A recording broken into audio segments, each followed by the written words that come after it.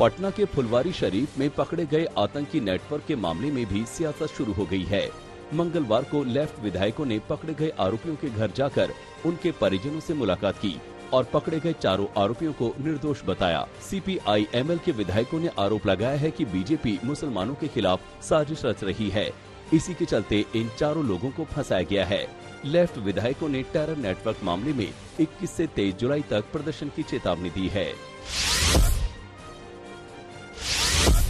सेना में भर्ती की केंद्र सरकार के अग्निपथ योजना पर आज दिल्ली हाईकोर्ट में सुनवाई होगी। योजना के खिलाफ सुप्रीम कोर्ट में 3 जनहित याचिकाएं दायर की गई हैं। कल सुप्रीम कोर्ट ने सभी याचिकाएं दिल्ली हाईकोर्ट में ट्रांसफर कर दी। इन सभी याचिकाओं में अग्निपथ योजना को देश के खिलाफ करार देते हुए गलत तरीके से लागू किए जाने की बात कही गई है और फिलहाल के लिए भर्ती प्रक्रिया पर रोक लगाने की अपील की गई है। लोकसभा में शिवसेना नेता की मंजूरी मिलते ही राहुल शेवाले विवादों में घिर गए हैं। एक महिला ने उन पर शादी का झांसा देकर रेप का आरोप लगाया है। दुबई में रहने वाली 33 साल की महिला ने मुंबई लौटकर शेवाले के खिलाफ साकीनाका पुलिस स्टेशन में शिकायत दी और आरोप लगाया कि उनकी FIR दर्ज नहीं की जा रही है। महिला ने महाराष्ट्र के CM एकनाथ शिंदे को भी शेवाले के खिलाफ खत लिखकर इंसाफ की गुहार लगाई है।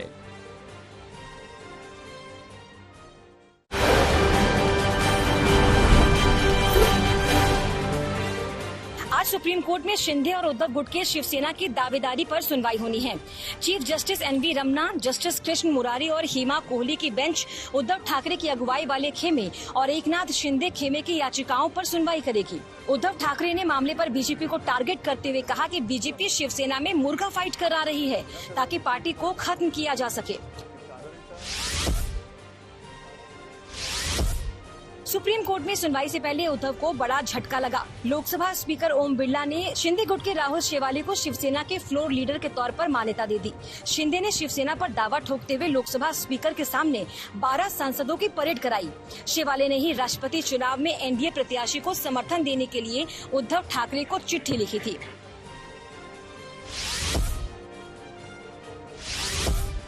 आज मानसून सत्र का तीसरा दिन है, जहां एक बार फिर घमासान के आसार हैं। कल मानसून सत्र के दूसरे दिन GST को लेकर दोनों सदनों में जमकर हंगामा हुआ। विपक्ष के सांसदों ने महंगाई को लेकर जमकर नारेबाजी की, जिसके बाद संसद की कार्यवाही को स्थगित करना पड़ा। हालांकि संसद भवन में प्रदर्शन न करने को लेकर संसद कार्यालय ने नोटिस भी जारी किया, लेकिन विपक्ष ने नोटिस के बावजूद संसद परिसर में महात्मा गांधी की प्रतिमा के पास नारेबाजी की। इस प्रदर्शन में राहुल गांधी भी मौजूद थे। विपक्ष के उपराष्ट्रपति पद की उम्मीदवार मार्गरेट अल्वा ने नामांकन भर दिया है। उनके नामांकन के दौरान कांग्रेस के वरिष्ठ नेता मल्लिकार्जुन खड़गे और अधीर रंजन चौधरी समेत विपक्ष के कई बड़े नेता मौजूद रहे। 6 अगस्त को उपराष्ट्रपति पद का चुनाव होना है। उनका मुकाबला बीजेपी के उपराष्ट्रपति उम्मीदवार जगदीप धनखड़ से है। गृह मंत्रालय ने मार्गरेट अल्वा को Y कैटेगरी की सुरक्षा दी। IB के थ्रेड रिपोर्ट के आधार पर ये सुरक्षा दी गई है। उपराष्ट्रपति के चुनाव होने और इसके रिजल्ट आने तक गृह मंत्रालय ने ये सुरक्षा दी है।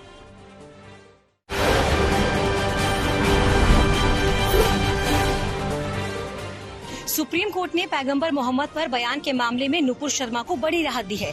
शीर्ष अदालत ने 10 अगस्त तक नुपुर शर्मा की गिरफ्तारी पर रोक लगाने का आदेश दिया है। उसी दिन इस मामले की अगली सुनवाई भी तय की गई है। अदालत ने केंद्र और उन राज्यों को नोटिस जारी किया है जहां नुपुर शर्मा के खिलाफ मामले दर्ज किए गए। इस नोटिस में अदालत ने राज्यों और केंद्र सरकार से पूछा है कि नुपुर शर्मा के खिलाफ दर्ज केसों को एक ही स्थान पर क्यों न ट्रांसफर कर दिया जाए। हरियाणा के नूह में DSP सुरेंद्र सिंह की हत्या के आरोपियों की धरपकड़ शुरू हो गई है।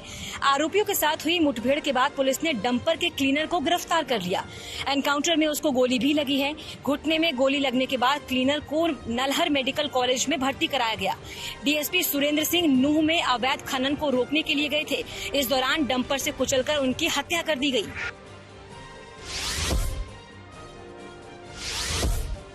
लखनऊ के लुलु मॉल में नमाज पढ़ने के बाद शुरू हुआ विवाद थमने का नाम नहीं ले रहा। मंगलवार को मॉल के शुद्धिकरण के लिए जगतगुरु परमहंस पहुंचे।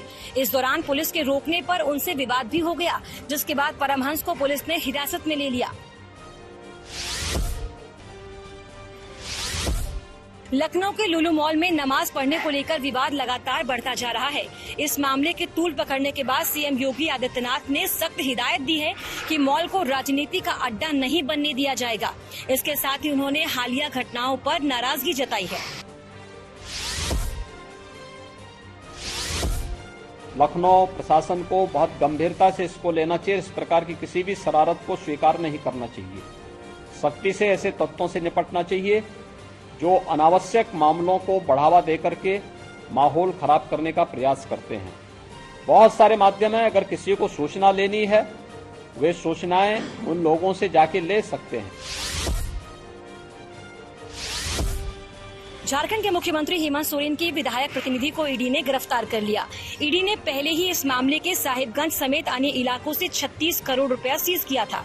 ये पैसा पंकज मिश्रा और उनके सहयोगियों के खाते में था। ये गिरफ्तारी अवैध खनन मामले से जुड़ी है।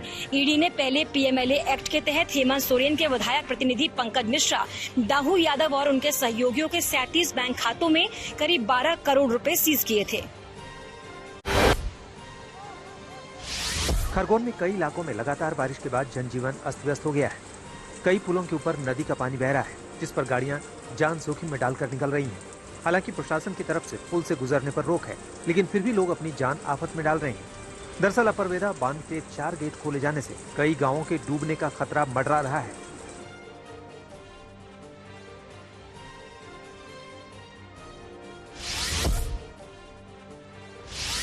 मध्य प्रदेश के उज्जैन में शिप्रा नदी उफान पर बह रही है। मूसलाधार बारिश के बाद बाढ़ में कई मंदिर डूब चुके हैं। कई मंदिरों के शिखर तक सैलाब पहुंच गया है। मंदिरों के डूबने से श्रद्धालुओं को दर्शन के लिए रोक दिया गया है। मंदिर के पुजारी भी कह रहे हैं कि कई सालों बाद ऐसी आसमानी आफत देखी जा रही है।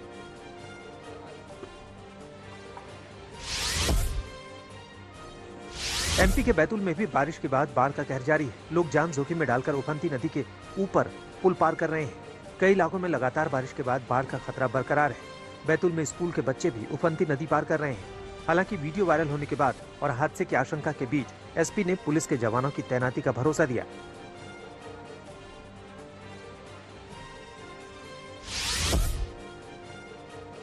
महाराष्ट्र के चंद्रपुर में बाढ़ का हाहाकार देखा जा रहा है। यहाँ रिहायशी इलाकों में भी बाढ़ का पानी घुस गया है। कई इलाकों में नदी और गली में फर्क ही खत्म हो गया है।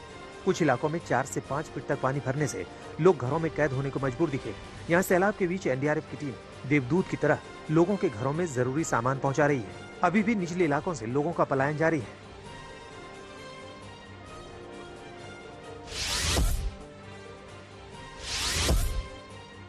लगातार बारिश के बीच महाराष्ट्र के चंद्रपुर से तेलंगाना का संपर्क टूट गया है।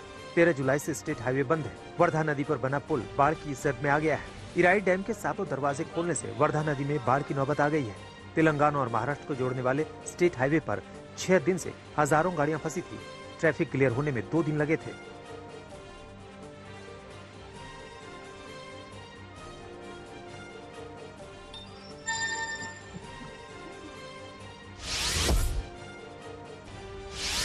महाराष्ट्र के वर्धा में बाढ़ से बर्बादी के निशान देखे जा रहे हैं। हिंगन घाट इलाके में लगातार बारिश के बाद हालात बेकाबू हो गए हैं। अमरावती में लगातार बारिश के बाद एक घर गिर पड़ा। चंदूर बाजार तहसील में हुए हादसे में दीवार और छत गिरने से मां बेटी की दर्दनाक मौत हो गई, जबकि 3 लोग गंभीर रूप से घायल हो गए। अमरावती में मूसलाधार बारिश के बाद पूर्णा नदी का रौद्र रूप दिख रहा है। यहाँ हैदराबाद दिल्ली नेशनल हाईवे पूरी तरह बंद हो गया है। बाढ़ के चलते निचले इलाकों में डूबने का खतरा मंडरा रहा है।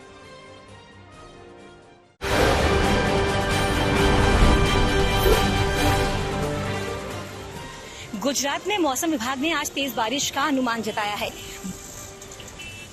बाढ़ और बारिश में अब तक 70 से ज्यादा लोगों की मौत हो चुकी है।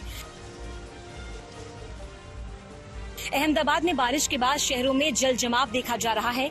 कई पौष इलाकों में भी पानी भरने से लोगों को काफी मुश्किल हो रही है।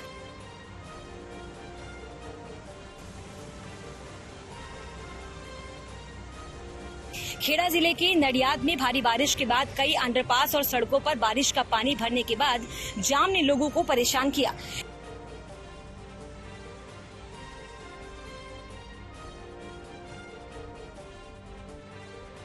गुजरात में भारी बारिश की वजह से फसलों को काफी नुकसान पहुंचा है। नवसारी में बाढ़ से प्रभावित इलाकों में 100 करोड़ से ज्यादा के नुकसान का अनुमान है। सर्वे में नवसारी जिले के 387 गांव बाढ़ से प्रभावित हैं। नदी किनारे बसे 123 गांवों में ज्यादा तबाही दिख रही है।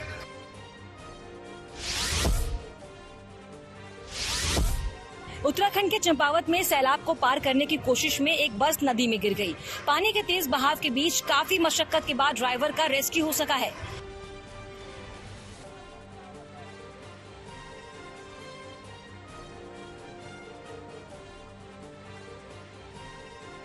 लगातार बारिश के बाद सड़कों पर सैलाब दिख रहा है, जिससे सैलानियों को भी काफी दिक्कत हो रही है।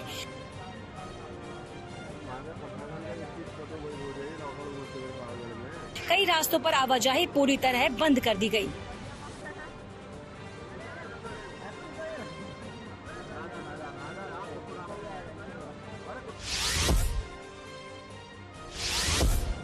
उत्तराखंड के टनकपुर में एक बाइक सवार नदी के बीच फंस गया, जिसके बाद उसके दोस्त ने बाइक सवार का रेस्क्यू किया।